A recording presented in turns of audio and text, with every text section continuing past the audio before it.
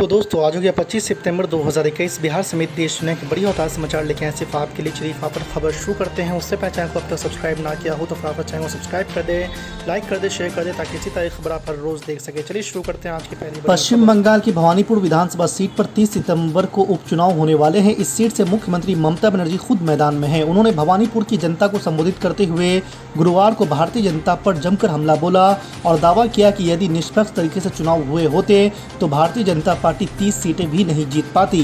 ममता बनर्जी ने साथ ये भी कहा कि भवानीपुर एक मिनी इंडिया है जहां पर सभी जाति और धर्म के लोग एक साथ रहते हैं। उन्होंने कहा कि मैं भवानीपुर की आभारी हूं, उन्होंने मेरी मदद की है। साथ ही आपको बता दें कि ममता बनर्जी ने लोगों को संबोधित करते हुए कहा है कि बी से भवानीपुर होता है और बी से ही भारत माता भी होता है। मैंने दक्षिणी कोलकाता की सीट से 6 बार चुनाव लड़ा है और आपने हर बार मुझे आशीर्वाद भी दिया है। दूसरी बड़ी खबर, आगामी उत्तर प्रदेश विधानसभा चुनाव से पहले समाजवादी पार्टी के मुखिया अखिलेश यादव ने गुरुवार को फिर से योगी सरकार पर हमला बोला है। उन्होंने कहा कि यूपी सरकार गाय, गंगा और गड्ढे के मामले में फेल है। आपको बता दें कि अखिलेश यादव ने कहा कि आम लोगों को बीजेपी से काफ़ी नाराज़गी है और इसी वजह से समाजवादी पार्टी को 400 सीटें मिलने जा रही है। अखिलेश यादव ने कहा कि शिवपाल यादव की पार्टी समेत सभी क्षेत्रीय दलों को समाजवादी पार्टी साथ लाने का काम करेगी। अखिलेश यादव ने चुनाव में बुंदेलखंड की सारी सीटें मिलने का दावा भी किया है। तीसरी बड़ी खबर, राजस्थान के सीएम अशोक गहलोत की ओर से सलाह दिए जाने पर कैप्टन अमरिंदर सिंह ने उन्हें अपने ही राज्य तक सीमित रहने की नसीहत दी है। दरअसल अशोक गहलोत ने कहा था कि मैं उम्मीद करता हूं कि कैप्टन अमरिंदर सिंह ऐसा कोई काम नहीं करेंगे जिससे कांग्रेस को नुकसान होगा। इस सलाह को लेकर अशोक गहलोत पर बरसते हुए कैप्टन अमरिंदर सिंह ने कहा कि वो राजस्थान पर ध्यान दे। आपको बता दें कि एक टीवी चैनल से बातचीत में कैप्टन अमरिंदर सिंह ने कहा कि गहलोत अपना राजस्थान संभाले, हमारे पंजाब को छोड़े। वो मेरे दोस्त है, चुनाव में जिस कमेटी ने टिकट दिए वो उसके चेयरमैन थे। वो बहुत अच्छे आदमी हैं, लेकिन उन्हें अपनी परेशानियों को देखना चाहिए। 3 तो स्टेट रह गए हैं कांग्रेस के पास, अब पंजाब खराब कर ही रहे हो। चौथी बड़ी खबर, 3 नए कृषि कानूनों के खिलाफ चल रहे किसान आंदोलन के नेता राकेश टिकैत के एक ट्वीट से नया विवाद खड़ा हो गया है। दरअसल शुक्रवार को राकेश टिकैत ने एक ट्वीट कर अमेरिकी राष्ट्रपति जो बाइडेन से मदद मांगी है और कहा है कि वो 3 कृषि कानूनों को रद्द कराने में दखल दें। आपको बता दें कि जो बाइडेन को टैग करते हुए राकेश टिकैत ने लिखा है, प्रिय जो बाइडेन, हम भारतीय किसान मोदी सरकार की ओर से लाए गए 3 कृषि कानूनों के खिलाफ आंदोलन कर रहे हैं। आंदोलन करते हुए बीते 11 महीने में 700 किसानों की मौत हो चुकी है। इन कानूनों को हमारे बचाव के लिए वापस लिया जाना चाहिए।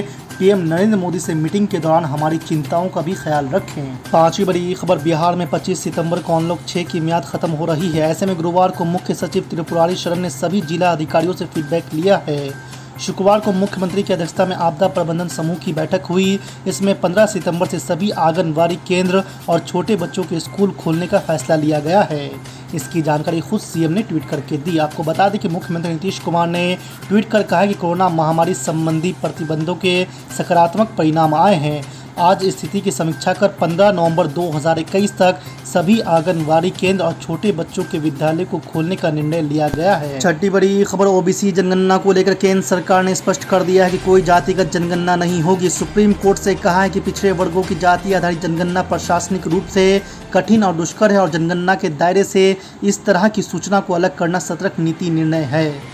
आपको बता दें कि ओबीसी जनगणना को लेकर केंद्र का रुख इसलिए महत्वपूर्ण है क्योंकि हाल ही में बिहार से 10 दलों के प्रतिनिधि मंडल ने मुख्यमंत्री नीतीश कुमार की अध्यक्षता में प्रधानमंत्री नरेंद्र मोदी से मुलाकात की थी और जाति आधारित जनगणना कराए जाने की मांग भी की। सातवीं बड़ी खबर, असदुद्दीन ओवैसी ने मांगी सुरक्षा, लोकसभा स्पीकर को लिखा पत्र, बोले मेरी हत्या हो सकती है। जी हाँ, आपको बता दें कि लोकसभा सांसद और एमआईएम चीफ असदुद्दीन ओवैसी ने लोकसभा स्पीकर ओम बिरला को पत्र लिखकर सुरक्षा की मांग की है।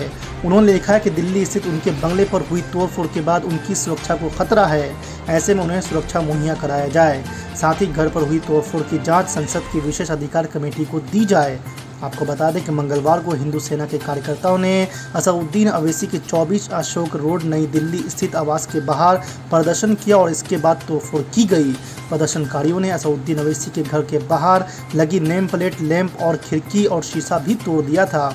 जिस समय ये मामला हुआ उस समय असदुद्दीन ओवैसी घर पर मौजूद नहीं थे। तोड़फोड़ की सूचना के बाद पुलिस ने 5 लोगों को हिरासत में लिया था। आपको बता दें कि ओवैसी ने लिखे पत्र में आरोप लगाया है कि उनके घर पर हमला करने पहुंचे लोग धारदार हथियारों से लैस थे। उन्होंने बताया कि प्रदर्शनकारी कुल्हाड़ी, लाठी जैसे हथियारों लेकर उनके बंगले पर पहुंचे थे। इस दौरान पत्थरबाजी की गई और घर में लगी नेम प्लेट को भी तोड़ दिया गया। मौलाना कलीम सिद्दीकी साहब और उनके साथियों की गिरफ्तारी को लेकर बहुत सी बातें हैं। जिस प्रकार से उनकी गिरफ्तारी की गई है एटीएस द्वारा और जो प्रमाण दिए गए हैं, उनसे प्रतीत होता है कि राजनीतिक दुर्भावना या सांप्रदायिक द्वेष के साथ कार्रवाई की गई है।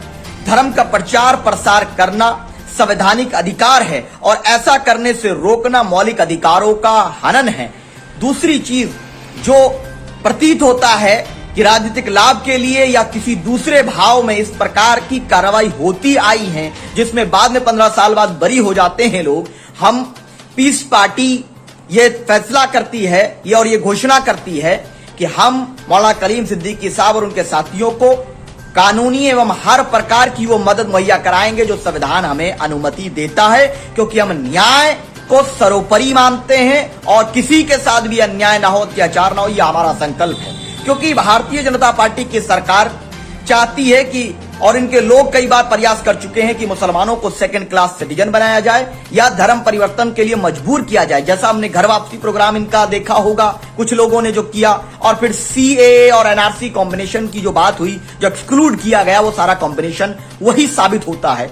आपने हर विषय पर देखा होगा कि हर समय पर एक नया विवाद खड़ा किया जाता है अपनी नाकामी को छिपाने के लिए। किसान नाराज है, मजदूर नाराज है, गरीब नाराज है, महिलाएं सुरक्षित नहीं है, लॉ एंड ऑर्डर की सिचुएशन खराब है।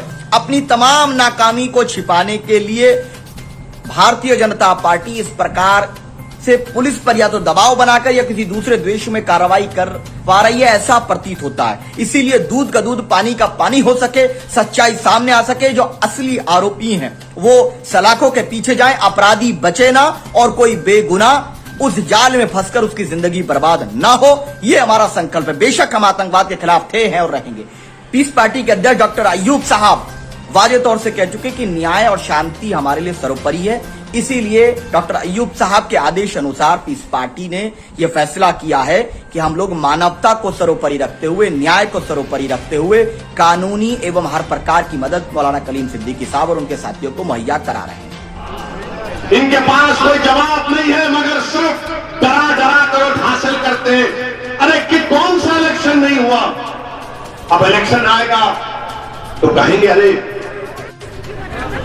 बीजेपी आ जाएगी,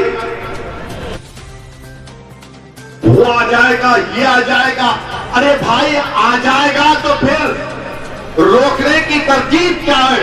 रोकने की तरकीब ये है कि तुम खामोशी से सिर्फ हमको वोट डालो और उसके बाद हम देखते हैं। मेरे अजीज दोस्तों और बुजुर्गों, अपने वोट का सही इस्तेमाल करिए।